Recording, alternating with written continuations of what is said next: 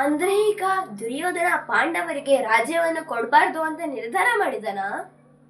ಹಸ್ತಿನಾಪುರದಿಂದ ಧೃತರಾಷ್ಟ್ರನು ತನ್ನ ಮಂತ್ರಿಯಾದ ಸಂಜಯನನ್ನು ಪಾಂಡವರ ಹತ್ಯೆಗೆ ಕಳಿಸ್ತಾನೆ. ಆಗ ಸಂಜಯ ಧರ್ಮರಾಜನಿಗೆ ಈ ಯುದ್ಧದಿಂದ ವಿನಾಶ ಆಗೋದು ಖಂಡಿತ, ಆದ್ದರಿಂದ ನೀವು ರಾಜ್ಯವನ್ನು ಆಶಿಸದೆ ಶಾಂತಿಯಿಂದ ಇರೋದು ಒಳ್ಳೆಯದು ಅಂತ ಕೌರವರ ಪರವಾಗಿ ಸಂದೇಶವನ್ನು ಕಳಿಸ್ತಾನೆ. ಇದನ್ನು ಕೇಳಿದ ಧರ್ಮರಾಜ, ನಾನು ನಿರ್ಧಾರವನ್ನು ಕೃಷ್ಣನ ಮೇಲೆ ಬಿಡ್ತೀನಿ ಅಂತ ಅಂತಾನೆ. ಇದು ಒಳ್ಳೆ ಕಥೆ ಆಯ್ತಪ್ಪ. ತಪ್ಪು ಮಾಡಿದ್ದು ದುರ್ಯೋಧನ, ಆದ್ರೆ ವಾರ್ನಿಂಗ್ ಮಾತ್ರ ಪಾಂಡವರಿಗ. ಇನ್ನು ಆ ದಿನ ರಾತ್ರಿ ಧೃತರಾಷ್ಟ್ರನಿಗೆ ತುಂಬಾ ಆತಂಕ ಶುರುವಾಗುತ್ತದೆ. ನಿದ್ದೆನೇ ಬರಲ್ಲ.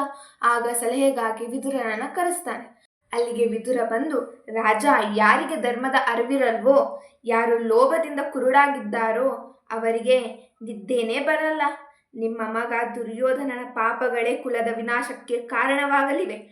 ಪಾಂಡವರ ಹಕ್ಕನ್ನು ಅವರಿಗೆ ನೀಡಿ ಶಾಂತಿ ಕಾಪಾಡಿ ಅಂತ ಹೇಳ್ತಾನೆ. ಅಂದ್ರೆ ಈಗ ಧೃತರಾಷ್ಟ್ರ ವಿದುರನ ಮಾತು ಕೇಳ್ತಾನ? ದುರ್ಯೋಧನ ಕೇಳ್ಬೇಕಲ್ಲ. ಇನ್ನು ಶ್ರೀಕೃಷ್ಣನೇ ಸ್ವತಃ ರಾಯಭಾರಿಯಾಗಿ ಹಸ್ತಿನಾಪುರಕ್ಕೆ ಬರ್ತಾನೆ. ಅಲ್ಲಿ ಹಸ್ತಿನಾಪುರದಲ್ಲಿ ಶ್ರೀಕೃಷ್ಣನನ್ನು ಸ್ವಾಗತಿಸಲು ದುರ್ಯೋಧನ ಭಾರೀ ಅರಮನೆ ಮತ್ತು ಊಟದ ವ್ಯವಸ್ಥೆಗಳನ್ನು ಮಾಡಿರ್ತಾರೆ. ಆದರೆ ಶ್ರೀಕೃಷ್ಣ ಅದನ್ನು ನಿರಾಕರಿಸಿ ವಿದುರನ ಮನೆಗೆ ಹೋಗಿ ರೊಟ್ಟಿಯನ್ನು ತಿಂತಾನೆ.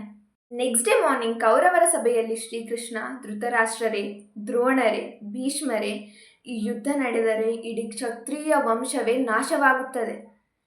ಪಾಂಡವರು ಯುದ್ಧ ಬಯಸುತ್ತಿಲ್ಲ. ಅವರ ಬದುಕಿಗಾಗಿ ಕೇವಲ 5 ಹಳ್ಳಿಗಳನ್ನು ಕೇಳುತ್ತಿದ್ದಾರೆ. ಅದರಲ್ಲಿ ಕುಶಸ್ಥಳ, ವೃಕಸ್ಥಳ, ಆಸಂತಿ, ವಾರಣಾವತ ಮತ್ತು ಇನ್ನೊಂದು ಕೊಡಿ. ಉಳಿದಿದ್ದೆಲ್ಲ ಕೌರವರಿಗೆ ಇರಲಿ ಮತ್ತು ಯುದ್ಧವನ್ನು ತಪ್ಪಿಸಿ ಅಂತ ಹೇಳ್ತಾನೆ. ಇದಕ್ಕೆ ಭೀಷ್ಮ, ದ್ರೋಣ ಸಮೇತ ಎಲ್ಲರೂ ಒಪ್ಕೋತಾರೆ.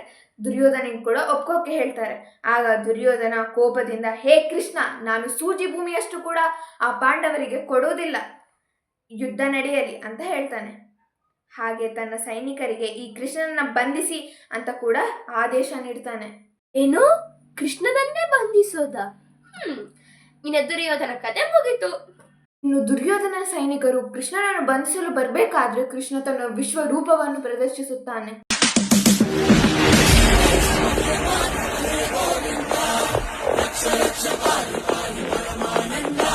ಅವನ ದೇಹದಿಂದ ಕೋಟಿ ಸೂರ್ಯರ ಪ್ರಕಾಶ ಹೊರಹೊಮ್ಮುತ್ತದೆ. ಅವನಲ್ಲಿ ಇಡೀ ದೇವತೆಗಳು, ಇಡೀ ಬ್ರಹ್ಮಾಂಡವೇ ಅವನಲ್ಲಿ ಕಾಣುತ್ತದೆ. ಸಭೆಯಲ್ಲಿದ್ದ ದುಷ್ಟರು ಭಯದಿಂದ ಕಣ್ಣು ಮುಚ್ಕೋತಾರೆ. ಕೇವಲ ಭೀಷ್ಮ, ದ್ರೋಣ, ಸಂಜಯ ಮತ್ತು ವಿದುರನಿಗೆ ಮಾತ್ರ ಆ ರೂಪವನ್ನು ನೋಡುವ ಭಾಗ್ಯ ಸಿಗುತ್ತದೆ. ಇನ್ನು ಬಂದಿರೋ ರಾಯಭಾರಿ ವಿಫಲವಾಯಿತೆಂದು ಕೃಷ್ಣ ರಿಟರ್ನ್ ಹೋಗ್ತಾನೆ.